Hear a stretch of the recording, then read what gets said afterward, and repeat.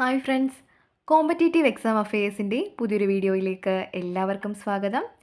July 24-ന് നടന്ന farm worker main പരീക്ഷയുടെ final answer key വന്നിട്ടുണ്ട്. നമുക്ക് ഫൈനൽ ആൻസർ കീ ഒന്ന് ചെക്ക് ചെയ്യാം. 2 ക്വസ്റ്റ്യൻസ് ഡിലീറ്റ് ആയിട്ടുണ്ട്. അത് ഏതൊക്കെയാണെന്ന് ഈ വീഡിയോയിലൂടെ നമുക്ക് നോക്കാം. എ കോഡ് ക്വസ്റ്റ്യൻ പേപ്പർ അനുസരിച്ചാണെങ്കിൽ 47-ാമത്തെ ചോദ്യവും 99-ാമത്തെ ചോദ്യവുമാണ് ഡിലീറ്റ് ആയിരിക്കുന്നത്. ആ 2 ക്വസ്റ്റ്യൻസ് ഏതൊക്കെയാണെന്ന് നമുക്ക് നോക്കാം. 47-ാമത്തെ ചോദ്യം ഇതാണ്: ഇന്ത്യയിൽ ഉൽപ്പാദിപ്പിക്കപ്പെടുന്ന കാപ്പിക്കുരു ഏത്? ഈ ചോദ്യം ഡിലീറ്റ് ചെയ്യപ്പെട്ടിരിക്കുകയാണ്.